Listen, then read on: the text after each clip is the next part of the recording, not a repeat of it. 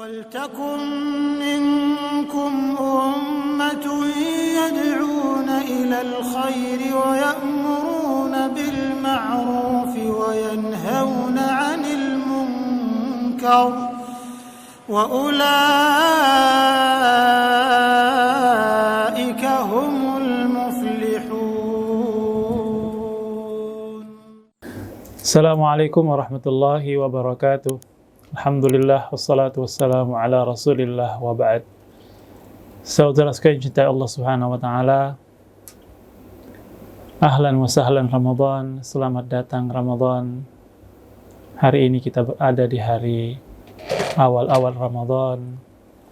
Ramadan datang dengan segala fasilitas yang dibawanya, dan seluruh apa yang di bawah Ramadan adalah merupakan cita-cita tertinggi mukmin sejati.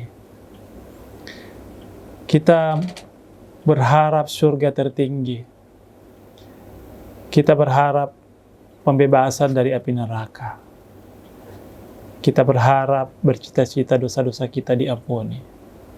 Kita berharap Allah Subhanahu wa taala memberikan rahmat dan berkah yang banyak untuk kita.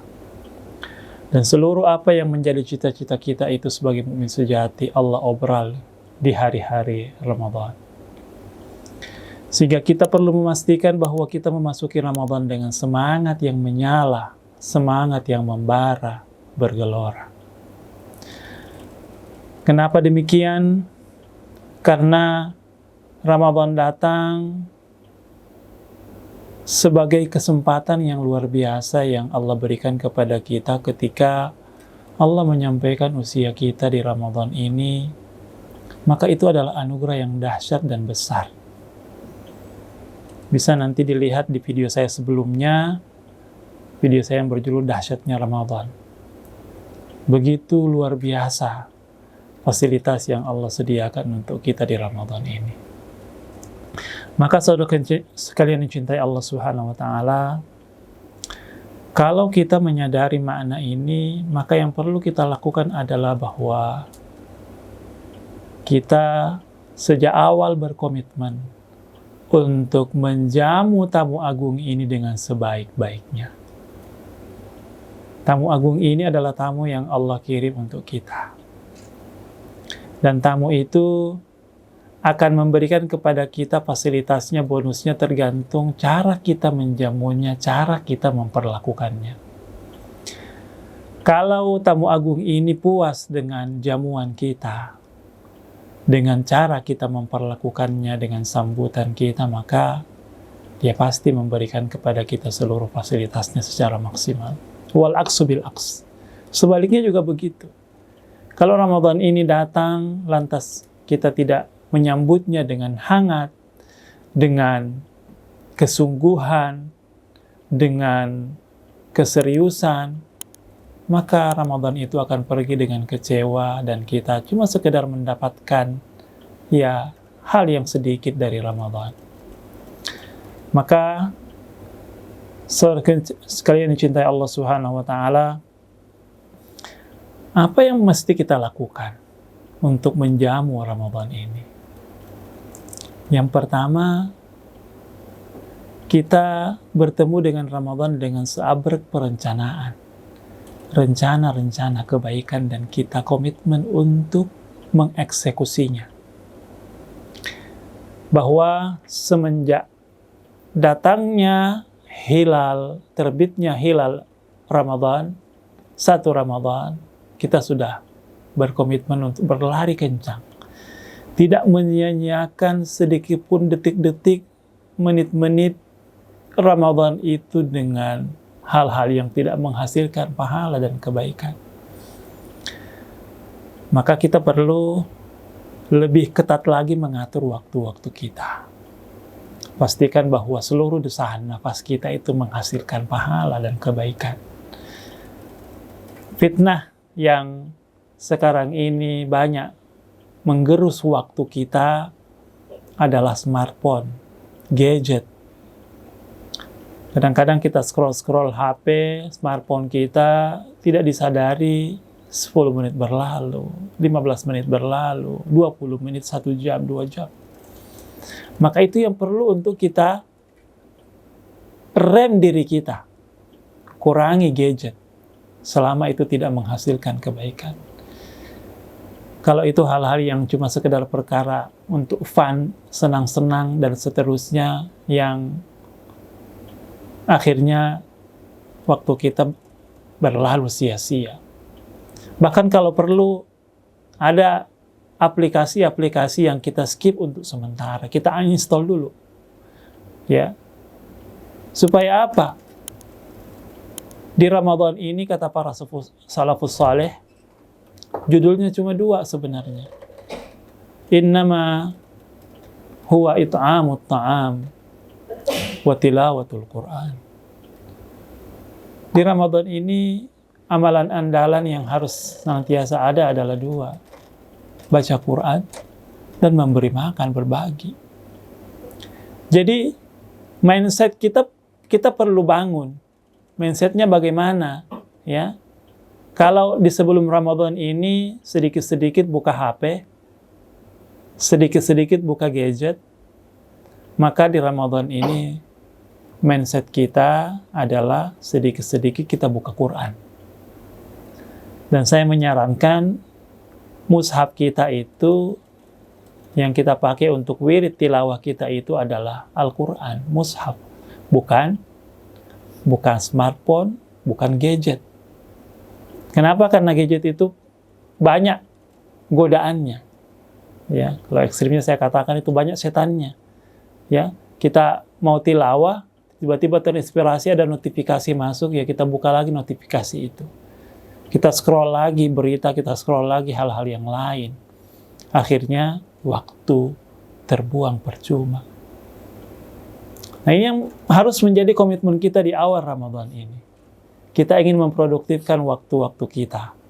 Ya, dulu saya punya dosen ketika saya kuliah di Ma'had Saudi di Jakarta. Dia mengatakan bahwa saya kalau ke kampus itu saya menamatkan surah Maryam.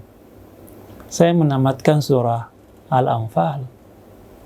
Di sela-sela ketika dia berjalan menuju kampus itu, dia tilawah. Ya. Itu bukti tentang keberkahan waktu. Ketika seorang hamba itu komitmen, maka hatta di sela-sela waktunya pun itu menghasilkan banyak kebaikan. Ya.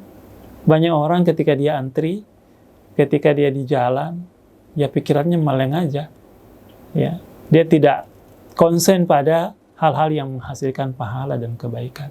Nah, ini yang perlu menjadi komitmen kita di Ramadan ini, bahwa kita tidak menginginkan waktu-waktu kita banyak yang tidak produktif. Ya. Jadi, sedikit-sedikit kita tilawah. Ya.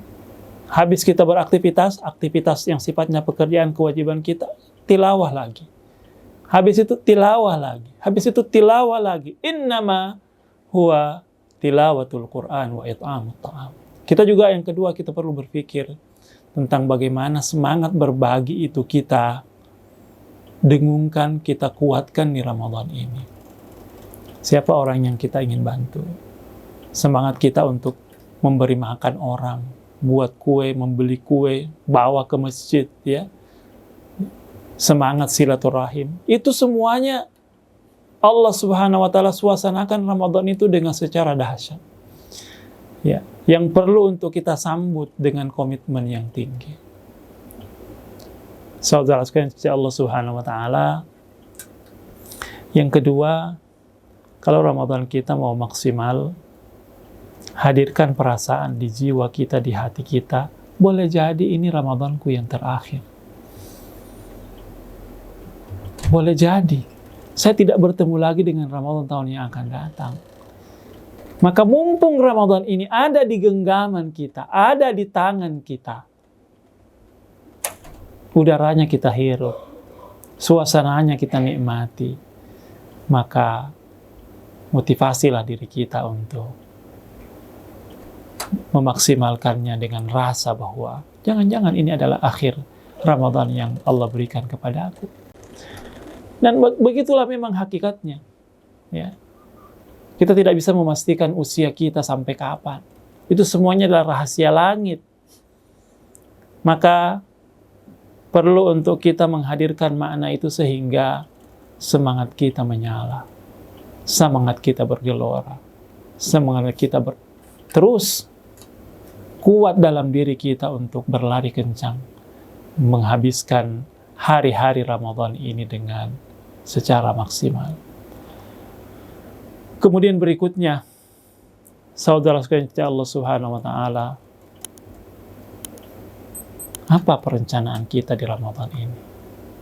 Apa yang mesti kita lakukan di Ramadan ini? Kita perlu untuk merencanakan proyek-proyek kebaikan.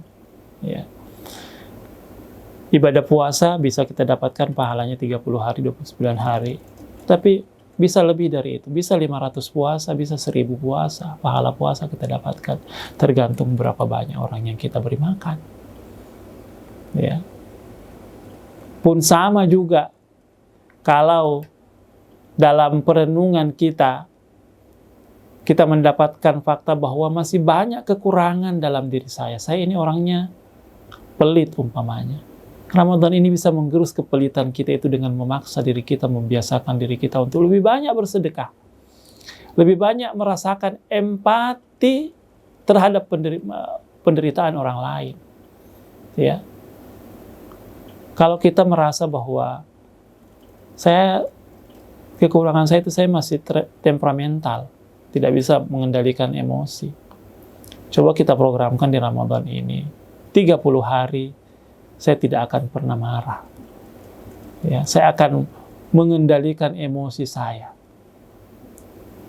Insya Allah ketika kita keluar Ramadan itu, kita akan rasakan manfaatnya. Rasakan pengaruhnya. Oh, saya lebih bisa mengendalikan emosi saya. Lihatlah dalam diri kita apa yang masih kurang. Apa yang menjadi kekurangan kita yang mau kita perbaiki. Maka 30 hari ini kita usahakan, terus kita tidak lakukan, terus kita hindari, maka insya Allah akan tercetak dalam diri kita hal-hal yang positif. Dan para pakar juga, ilmu manajemen, ilmu psikologi memberikan kepada kita penjelasan bahwa ketika kita ingin menanamkan karakter, kalau kita ulangi itu lebih dari 20 kali, 25 kali, itu akan menjadi karakter dalam diri kita. Nah, Ramadan ini adalah momentumnya. Rencanakanlah itu. Saya ingin merubah sifat yang ini, saya ingin merubah sifat yang itu. Dan akhirnya, kalau kita meniatkan sesuatu, ada asar dari salafus saleh mengatakan, niatul mu'min khairum min amalih. Niatnya orang yang beriman itu lebih baik dibanding amalnya. Artinya yang diperlukan adalah tekad, kemauan untuk lebih baik, dan akhirnya ketika tekad itu bulat, dan kita mengeksekusinya, maka Allah memberikan kepada kita kekuatan untuk kita menjadi manusia yang lebih baik. Ramadan ini adalah Ramadan, waktu-waktu yang dahsyat. Mari kita manfaatkan dengan sebaik-baiknya, dan semoga Ramadan ini menjadi Ramadan yang penuh dengan kebaikan, menghasilkan seluruh apa yang kita cita-citakan sebagai mukmin sejati. Tapi itu semuanya tidak akan terjadi kecuali ketika kita memiliki komitmen yang tinggi dan menepiskan seluruh godaan-godaan yang ada. Dan akhirnya Allah Subhanahu wa Ta'ala berkenan memberikan kepada kita seluruh fasilitas Ramadan, surga pada tingkatan yang tinggi, pembebasan dari api neraka, maghfirah, ampunan dari Allah Subhanahu wa Ta'ala, dan akhirnya kita mendapatkan ketenangan hidup. Wassalamualaikum warahmatullahi wabarakatuh.